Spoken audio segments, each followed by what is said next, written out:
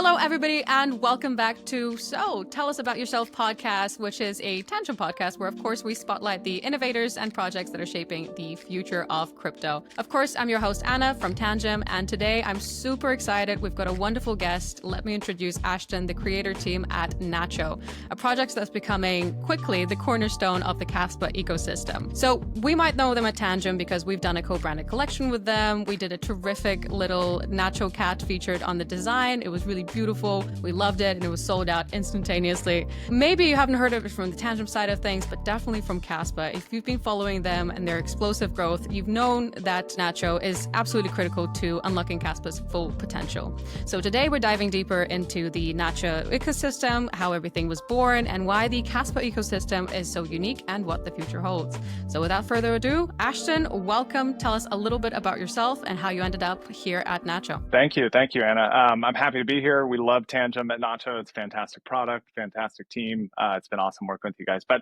yeah, as you said, I'm Ashton. I'm from the creator team at Nacho. We're the first fair launched token on Kaspa's KRC20, and we operate completely in line with the values of Kaspa. So full community run token, completely fair launched, 100% decentralized. I am not a founder or owner of Nacho in any way, just one of the creator team members that kind of chaperone the project into what it's done. I've been in crypto for, I'd say, probably about 7 or 8 years now, but I didn't get serious until I started mining in 2016. And Kaspa crypto mining in general, I should say, is why I'm here and what I love about crypto for sure. How did you get involved with the Kaspa ecosystem? So what drew you to the ecosystem in general, and how did you end up here? Yeah, absolutely. Kaspa in general, I found through mining. I mentioned I came to crypto generally in mining. I had purchased a Bitcoin in like 2013 or 14, but I mean, never seriously. And I basically just got made fun of at work for it.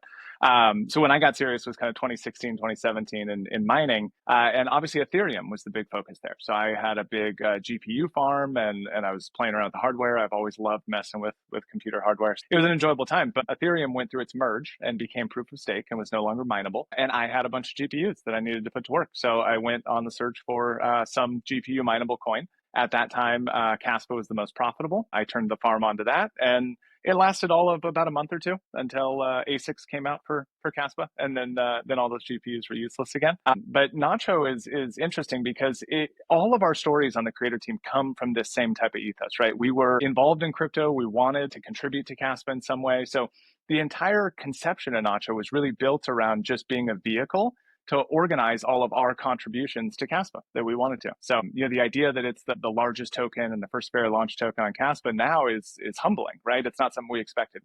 We're a group of online friends that had never met in person that wanted to contribute and kind of organize our efforts together. Terrific. Well, it's nice to hear that tech is obsolete within a month. That's just the way things go. You have to be easy to get started with something new all the time. Hopefully everything is here to stay for a long time. Let's run into Nacho. So how did Nacho come into life? What was the kind of the aha moment that kind of started everything? Yeah, it's a really good question. It's always kind of a different answer when I get asked this because it was just such an organic process. So there were originally 6 of us on this creator team at Nacho that had met through various other crypto communities. So the Kaspa Discord was a big place. There were a couple different kind of influencer related Discords that we had met in or held positions in as like community managers or mods or whatnot. And we just got familiar with each other and started, becoming friends for lack of a better term. We all kind of quickly found out that we were Kaspa maxis. And this is what we knew was the future, the only thing we truly believed in outside of Bitcoin, of course. And we wanted to contribute. So we started thinking of ideas. We had kicked around a couple ideas of creating a miner hosting facility to host ASICs and contribute that way. But we realized that what Kaspa really needed was adoption and more users coming in. So one of the best ways that you can increase user count is just create something viral, create something exciting. So we kind of just ideated on what would be exciting for the community. And historically in crypto, founder pet meme coins do well, right? A pet of a founder of the layer one. So Nacho is a real cat in real life.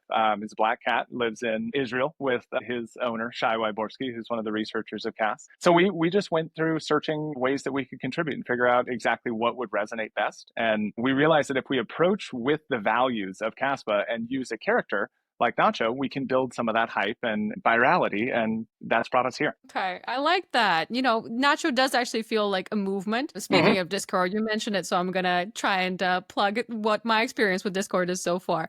I have never met a community this eager to jump in and just have a conversation.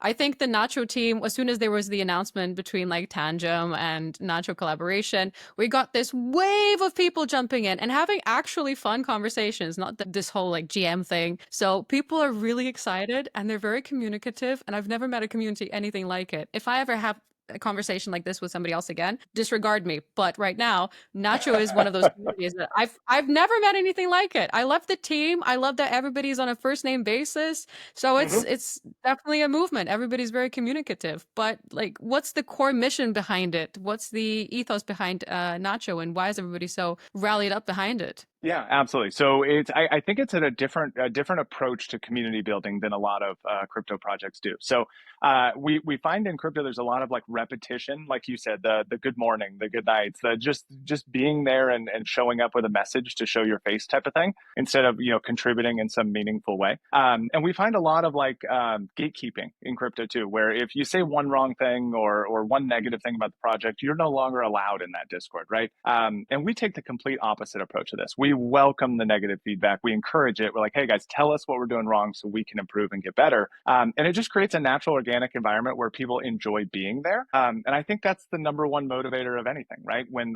we go do something in life, we have a good experience, we want to go back and do it again. And many times we're kind of chasing that first experience we ever had with that one thing, right? So we want the first initial experience when people join the Nacho community to be welcoming, exciting, safe for all ages and types of people and backgrounds and things like that. And we have a really good moderator team that keeps these rules like plugged in and enforced. But generally, it's more organic than that, right? I think people typically repeat behaviors that they see. So if we can set up these good behaviors from the beginning and this welcoming environment, then more people just want to come in and contribute the same way, and becomes a little positive flywheel. So really long-winded answer, but I think the key here is just welcoming people like you would in the real world. There's too many keyboard warriors in crypto, and we're all just people. I 100% agree. Like sees like. If people see the kind of communication that's going on presently, people will tend to emulate it. And I've seen that definitely with the Nacho community. Everybody's very uplifting, welcoming, safe for all, crypto for all. It's very open and welcoming. So, I mean, that's just the community side of things. But when it comes to Kaspa specifically, what personally excites you about working in crypto infrastructure and specifically with Kaspa? Yeah, absolutely. So I think a lot of my life I've been trying to find where I can geek out and it can benefit me in my life, right? And this is the first time I felt like at home doing that. So the speed in which crypto operates works really well for an impatient guy like me. I mean, we always say that 1 week in crypto is a year in real life or something like this, and it's true. So we can iterate quickly. It's also kind of a grassroots movement where we have an opportunity to make a pretty significant change in the world if we do it correctly. And you don't have a lot of gatekeeping around that. If you want to go change how stock markets work or how the government works or something, there's considerable gates, keeping you from that. You've got to get a certain education, or you've got to raise a certain amount of money or something. And in crypto, you can make change just being a random individual with a good idea. And that's kind of why I think the community aspect of Nacho is built this way. It's so important to create a safe environment where people can take those risks and try and make those changes, even when a week ago they thought they couldn't. So that's what I enjoy most personally, is just being able to move the ball forward without too many obstacles, I guess. Okay. Well, I did kind of agree with that. 1 day in crypto is basically 9 years. I resisted the urge, but I must say it now. It's basically, you could say about cat years and 9 lives and everything. I So there's like that. something there for sure. Yes, I think Absolutely. you can trademark it and take it if you want to. Well, Okay. consider it done. Crypto memes aside, and the whole feeling of, you're constantly behind and gatekeeping in the spirit of not gatekeeping. So for somebody brand new, maybe into crypto or into the ecosystem or to Nacho, so how would you explain what Nacho is in the plainest, simplest language? It's a community where you can contribute and hear your voice actually impact changes in Kaspa, which happens to be the absolute best layer one blockchain, or block DAG, if we're specific, in the world, right? So this is a technology that is the future and will considerably change how we pay things, how DeFi works. And it's an opportunity where you can collaborate with people that are like-minded and actually make an impact in something that maybe you thought you couldn't before. All right. Well, an impact is definitely possible with everybody who joins any kind of community, and that kind of community first layer, and then going up to the founding level, if you want to call it that, more like the creator team, of course, in your specific scenario. But it definitely is community-led focus. But that's just the way that crypto is different in a way. In traditional Web2 companies, there's always been this top-down approach versus in crypto, thankfully, there's this community first, people first, their message being amplified back into the founding teams. So that's just the kind of thing that we're fighting for in crypto, and all of that plus sides when it comes to the wider space in terms of what is crypto actually building. That definitely requires some sort of scalability aspect. So let's dive into that. Kaspa prides itself on speed and scalability. How does Nacho fit into that specific vision? It's a good question. So I think our job and our responsibility there is to champion it and to show the world what that really means. Kaspa is a very complex technology, and arguably maybe one of the most complex crypto layer ones out there from an integration standpoint or a developer onboarding standpoint. And we need to not only highlight the successes that Kaspa has contributed to crypto as a whole, but help onboard more people. When we think about tools and infrastructure and resources that we develop or put time and energy into as a community, they need to accelerate the development and onboarding of users into this complex ecosystem. We've always said our mission as a project is to connect the average crypto normie to the technical brilliance that is Kaspa. So while I would love to say that we can contribute directly to that scalability and improve something, it's more likely that our contributions are indirect, where we help the right people see the right network, which is Kaspa. Okay. And how do you approach making Nacho user-friendly, but also without that sacrifice of core technical strengths? What's the balance between those two very different sides of the story? Yeah, this is a really good question, because it's kind of the core component of how we built the projects. We started out with a meme token, and it wasn't really much more than a meme token, right? Essentially just a pet, under pet meme that's pretty common in crypto. But this allowed us to build a really big community and build one quickly that could translate into more.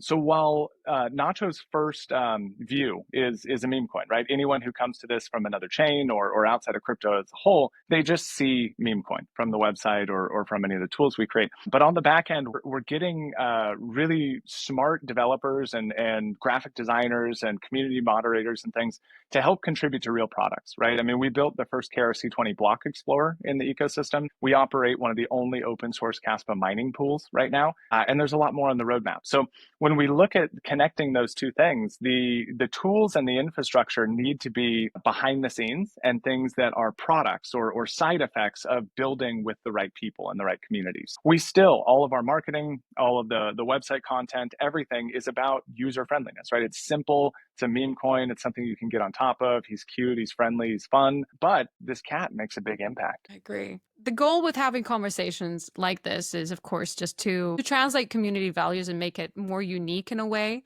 because there's a lot of voices in the space, like we touched upon earlier, right? How do you discern between what's authentic, what's not? Conversations like this, of course, help, and you have this opportunity to kind of go into community values, but also talk about the product uniqueness in a way. So commonly what happens is we only notice things that are, when something's wrong, that's when we notice that something's wrong. But in the opposite way, which is infrastructure, when it is working, it can feel maybe invisible in a way. So how do you think about building visible value for users without it feeling cumbersome? Yeah, it's a really good question. I think the connection on the back end of infrastructure to tangible value for users is the key there, right? And I can use one of our newest developments as an example. Smart contracts are coming to Kaspa, and we are building Moonbound, which is a bonding curve trading launch pad platform that uses smart contracts on a Kaspa L2. And looking at this type of solution, it doesn't have its own token. It doesn't have its own real kind of community like Nacho does, but the Nacho community is responsible for this being developed. So, we made sure that revenue share was built into this platform from the very beginning. So 20% of all of the revenue that comes from our product drives right back to the community. Half of it, 10%, goes to token holders, and the other half goes to NFT holders. That way, regardless of whether you're only interested in the token, you're only interested in the NFT, or both, you can benefit from the infrastructure that's being created and developed in the ecosystem. And this creates that positive flywheel where more of the success of the community generates more of our ability to create more of these products that then drive a value right back to the community. So I think it's really about architectural planning and understanding the workflows of saying, hey, we want to build this thing. The best case scenario is that it's invisible and it doesn't matter to the end users. How can we ensure it actually does benefit them and they're excited to champion that and share it with the world? And I think Moonbound's a really great example of that. But this is what we try to include in everything that we do is how can it benefit the weakest link in the community, the smallest community member that has the least likely chance to benefit from this. Gotcha. And what role does decentralization play when it comes to the grander vision for Nacho? It's critical. It's a core component and a core tenet. It's one of the core values that we operate with as a project as a whole. And so we make sure that all of our decisions come back and get kind of cross-referenced against these project values. And that's one of them. So being a community-led project, we've got to ensure that anyone who wants to contribute can, and we're not gatekeeping them or limiting them from being able to contribute, and that big decisions are pushed back to the community to decide. So, you mentioned being in the Discord. I'm sure you've seen, you may have even voted on some of these proposals that have come out. And we've seen at least 3 proposals come out just for our latest product that changed the entire development direction. We read this and we said, oh my God, why didn't we think of this, right? It's such a fantastic idea. So I think in business in general, we've heard that, diversity of thought and diversity of cultures contributing helps businesses be more successful. I don't think it's any different in crypto. No, ditto. Absolutely. We here at Tangem, not to talk only about ourselves, but it is definitely a community-led effort. You can't create anything worth of value for people without actually talking to people, understanding what do you want. And commonly they do have better ideas than we do because it's their product, it's their vision, is their way of understanding what they're passionate about and talking about it and spreading it further. So the Kaspa community has been incredibly passionate. How has the community influenced Nacho's roadmap and features? Because we've talked about, the roadmap a little bit beforehand, but how has that influence really been translated into everyday life? Yeah, so I would say that 90+% of the roadmap we've created is not only community led or community impacted, but community generated. We launched at an interesting time where the protocol itself, KRC20, last June was just launched, right? I mean, we launched a token on the day the protocol launched. So there were a lot of technical headaches and kind of it was launched in a beta. So we expected some issues. And one of the first things we ran into was not enough nodes or not enough capacity of nodes to support the activities that were going on that day. And just that day, we turned up nodes to help support that and ensure that people could actually mint the token and contribute. And it's just kind of spiraled, organically from there. It's a momentum that you can't stop. When we set up the behaviors from the beginning that the community can decide what happens next, they don't let you forget that, right? They know and they're excited to continue doing that. So I think it's 100% there. Yeah, our mining pool was an idea from the community too. So it all just continues. Absolutely. They never let you forget anything. They will come back and they will haunt you. They will text you every moment, be like, where's this? Where's this? Where's this? And that's the way it should be, because that's the beauty of creating products for people. They keep you accountable, frankly, and they keep on pushing you until you get a good result. As they should too. All right. I do love talking about the community. I'm obviously a little bit biased. I work with the community quite often.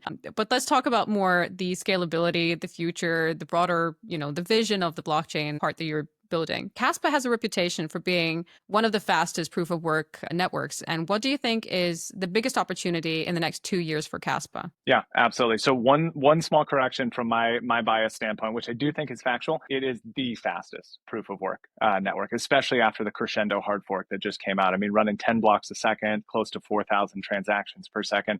It's unheard of on a proof of work minded network. But in general, I think the biggest opportunity over the next couple of years is what a lot of the core Kaspa team talks about as endgame. It is becoming the ultimate sequencer for the world, really. I mean, for crypto as a whole, absolutely, but the world in general, right? I mean, we see organizations like the Kaspa Industrial Initiative working on energy trading and stable coins and fractionalizing, paired trees and olive trees and stuff like this. And this settlement layer, the ability to sequence and gain consensus around transactions at the speed that Kaspa can do means that I think one day we're going to be seeing Bitcoin trading on the Kaspa network. We're going to see financial institutions running global payment networks on Kaspa sequencing layer. So I think the biggest opportunity really is envisioning or finally seeing that vision for the end game ultimate sequencing layer come to fruition. Terrific. Well, speaking of something being fast and efficient and then all of that beautiful vision for the future, do you think crypto infrastructure will eventually become as easy to use as maybe traditional additional Web2 apps? If so, if there's a timeline for that in your head. Yeah, I wish I had a timeline for that. That's great. I do think it is. I think it's inevitable and it has to come because we've got to make sure that, your 12-year-old kid can use this type of thing when you give them their allowance and they've got to go, buy an ice cream at the store. And similarly, we got to make sure that grandma can pay her property taxes in this one day. And it's important to do that. So I don't know the timeline, but if you look at historical things, right, is using the internet as easy as sending a letter, right? Is sending an email as easy as sending a letter? Some people would say, no, it's not. You can just grab a pen and paper. I don't need electricity. I don't need any of this. And I can drop it in the mailbox, right? So is it going to be as easy? I think effectively, yeah, it will be, and we'll onboard, but it'll be a different kind of easy. And we'll see, the people evolve along with the technology. I really love that analogy. I tend to, when people ask like, so what is crypto? When you have like real world conversations in terms of what do you need blockchain for? That's my analogy that I use every day, which is, well, it's sort of like a postal system. Think about it, how there was this postal box that had to be sent through somewhere and then you had to send it through somewhere else. And there has to be a guardian over that process. So I like that analogy. It makes it understandable in a way, maybe not for everybody, but it is a much more tangible understanding of how the blockchain operates in general. But I mean, we could wish that people understood it a lot more and more. But if you could wave a magic wand and upgrade one thing about the Kaspa ecosystem, maybe just generally crypto as a whole overnight, what would it be? What would you change? So I think for Kaspa itself, it would be ubiquitous knowledge. If I could wave a magic wand, I would just implant the knowledge of what Kaspa is into all the people of the world. I think that's what we need, and I think it would benefit most for Kaspa specifically. But crypto in general is a different question. I think for crypto in general, the magic wand move would be to standardize implementations so that we can actually move on to making it user-friendly and easy. One of the biggest challenges I think we have in crypto is it is decentralized, which is a good thing, but it also means we have a really disparate ecosystem of tools that are not interconnected. They're not always interoperable and things like this, right? I think our example of grandma or our young teenager, they're never going to bridge from Arbitrum to Optimism to Kaspa and figure out how to use their USDT where they need to, right? Standardization, I think, is one of the biggest opportunities for making the user experience better. I wholeheartedly agree. Absolutely. People are not doing the complicated movements that we expect them to. In a way, our challenges right now is making things really standardized and a little bit boring in a way, because that's the only way that the next generation is going to be able to understand just how to use the tools of the future rather than having this complicated UI mess that we currently have. But the tools of the future are coming, and they're here, and they're being built through conversations like this and through people who actually care and actually want to make sure that the future is being built correctly. So speaking of tools, what makes a good partnership in Web3 in your perspective? Maybe we can talk about a little bit about our partnership with Tangem. How's that been so far? Yeah, absolutely. So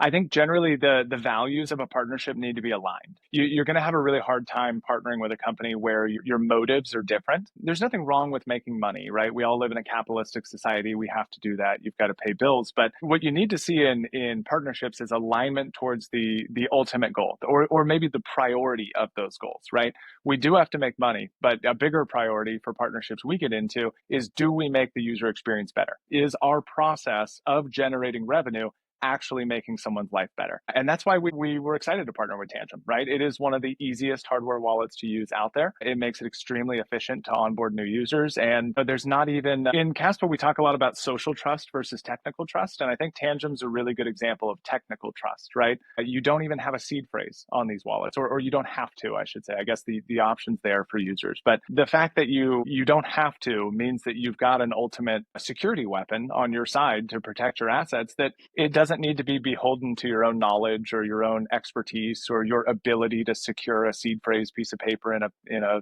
bank, deposit box or something like that. So it's critical. The values alignment is the most important thing. And our experience with Tangem has been nothing but amazing. You guys make a great product. And I think we were just excited to be able to put our design on it, to be frank. It was very well received by everybody in the community, which is always very nice to have. And people keep on demanding more, which is a little bit difficult for us because, well, when something's sold out, it's sold out. That's the point of a limited edition collection, that it creates that kind of demand. But who knows, maybe in the future. Yeah, all right. We've heard some of those rumblings too. So maybe there is an opportunity for a different design in the future. Maybe. Just something a little bit more snazzy and exciting. Who knows? But as long as it has Nacho on it, I think people are going to love it. Anything to do with those pointy ears, love it. Let's continue. Good. All right, bringing back the conversation again. In terms of onboarding new users, what kind of tool sets are available to people? So how important are tools like Nacho for the next generation of Kaspa users? What do they need to have in their toolkit to really succeed and build forward? It's a really good question. I think knowledge is the number one thing, and it's something that we're focusing on a lot, especially as L2s come out. And a lot of Kaspa ecosystem is not DeFi ready, if that means anything, right? They're used to a network that is very straightforward. It's about peer-to-peer payments. It's UTXO based. You just transfer assets and move on with your life. And DeFi brings a brand new wave of risks and possibilities and really exciting things too. But I think knowledge is the number one thing that they really need. They need to be able to do some research and understand exactly what they're getting into. And we're trying to provide as many of those resources as we can through YouTube videos, through podcasts like this one and other AMAs on X, and then just developer documentation, right? What Kaspa really needs is more builders coming in that are building new cool things that will capture more community members and end users, right? And it's not the easiest environment without how decentralized it is, right? We really need to create a lot of developer documentation that turns building on Kaspa into a simple life hacker article, if you will. Mm-hmm. All right. Well, that's definitely building the way of the future. Let's talk about, the bigger picture of, where are we building? Without giving too much away, what's next for Nacho? Any exciting plans you can hint at? Basically, give us the scoop. What's happening? So there's two big things that are going on right now. So we're creating one of the first launch pads on smart contracts, or that leverage smart contracts on Kaspa. It's called Moonbound, and it is designed with everything that we've talked about here for the community, driving revenue share back to them and keeping them safe in that process, right? So it operates similar to like a 4Meme or a .fun or something like this, where you can instantly launch a token and then trade that token. But we've built in a lot of layers that keep end users safe, right? Ensuring that token distribution is equal and fair across those buys, right? Essentially limiting how much of a token supply a single user can buy to avoid those rugs, right? Adding a little bit of cost to deploying tokens so that we see less scams and kind of fly-by-night projects. One thing I didn't talk about earlier is driving revenue back to those projects so that they have a strong incentive to build for the future and create communities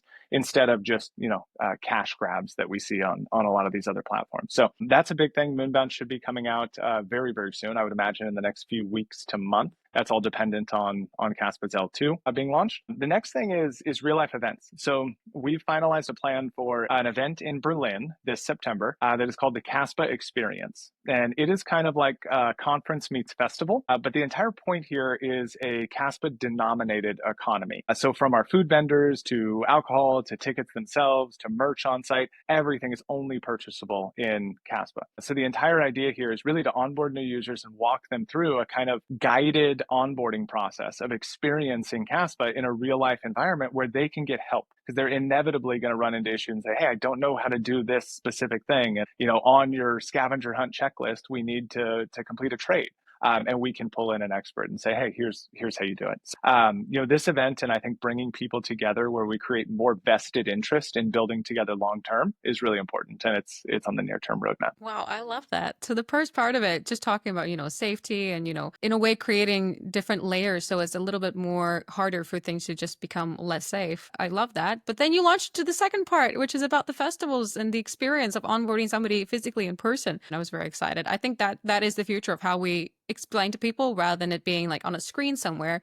That would be physical and people can understand what crypto is all about, how to use it, what can it be used for. I think this would be an exciting thing. If it is happening in Berlin, I'm all in. I'm coming in and I'm bringing all of the Tangem community with us, because it sounds like we've got a lot of intersection there in terms of keeping people safe, people secure, people happy, and also just experiencing crypto physically in person, which is maybe something that maybe down the line we could even merge those two areas together. Who knows? We have got a couple of things up our sleeves in the future in terms of crypto payments, but that's way down the line. I'm just more excited about being able to go to a festival and pay for a beer with crypto in Kaspa. That sounds terrific. I'm all down for it. When is it happening? Give me the scoop. It's going to be a lot of fun for sure. And it's actually something I want to talk to Tangem about, because we'd love to see a Tangem booth there with wallets purchasable by people so that we can help onboard people into the safest hardware wallet as well. But the weekend of September 13th in Berlin, it is going to be at an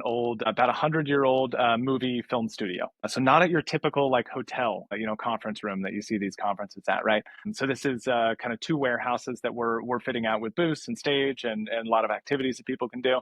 And there's a nice garden outside, and there'll be some food trucks there that all accept Kaspa and stuff like that. So yeah, weekend of September 13th in Berlin. And I'm definitely letting the cat out of the bag because we announce this next Monday. All right, cat out of the bag. I like that. Let's keep it under wraps until we have to, and then we can release when the time is right.